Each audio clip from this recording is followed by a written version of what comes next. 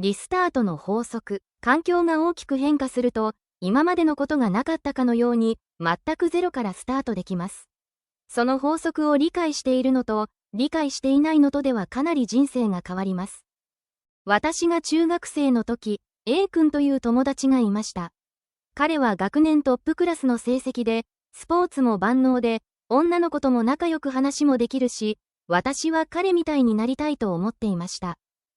それから3年後の高校3年生の時、A 君と私は久しぶりに話をしたのですが、会話から推測すると私のレベルとそんなに変わらないように思いました。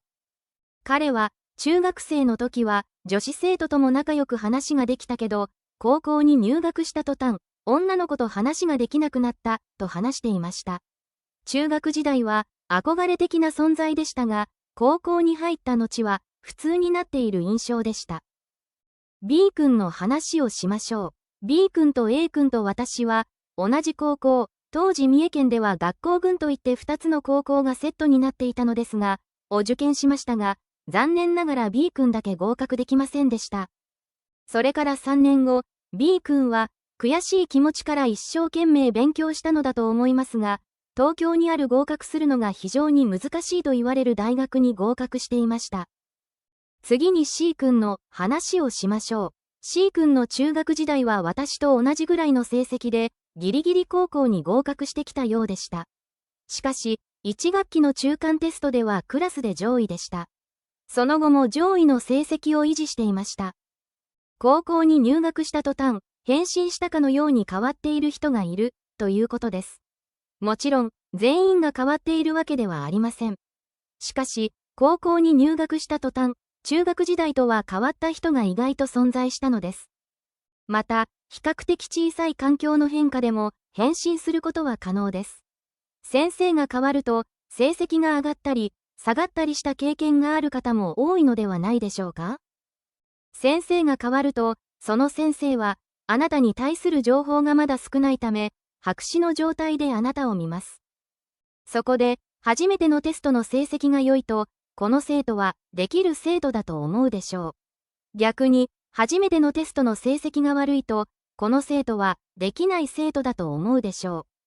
最初の印象が良かった生徒が、仮に次のテストが思わしくなかったとしても、今回は調子が悪かったのかもと思うかもしれません。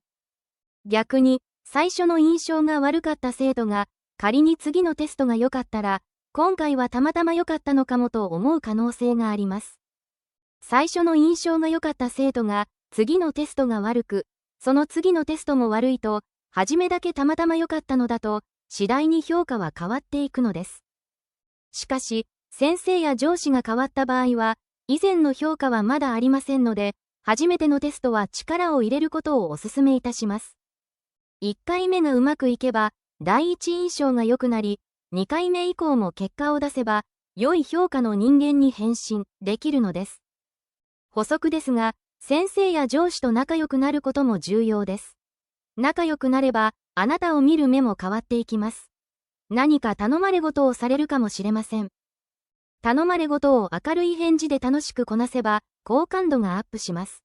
好感度がアップすれば、先生や上司からの評価もアップするでしょう。ところであなたは、イチローという野球選手を知っているでしょう。彼は、1991年にドラフト4位で、オリックスブルーウェーブに入団し、1999年には、日本プロ野球史上、最速となる757試合目で、通算1000本安打を達成した有名な野球選手でした。しかし、彼がアメリカの大リーグに行っていなかったとしたら、MLB のシーズン最多安打記録や、10年連続200安打などの多数の記録を出して、今のように世界的に有名になっていたと思いますか？彼は、環境の変化を利用して、自分を成長させたのです。先生や上司が変わったとき、学校が変わったとき、職場が変わったとき、卒業したとき、などが、人生のレベル、基準を飛躍させる絶好のタイミングなのです。あなたは、このタイミングを逃がさないようにしてください。あなたは、将来どんな人になりたいですか？有名な学校に行きたいですか？プロのスポーツ選手になりたいですか？一流のパティシエになりたいですか？お金持ちになりたいですか？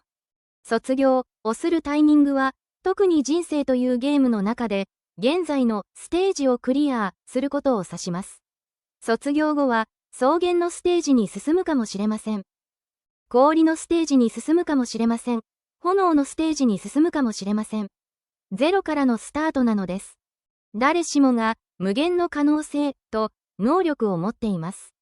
環境の変化を利用して、あなたが新しいステージで活躍することを期待しています。質問1、卒業や転職などで環境が変化するとき、あなたはどのような自分に変身したいですか？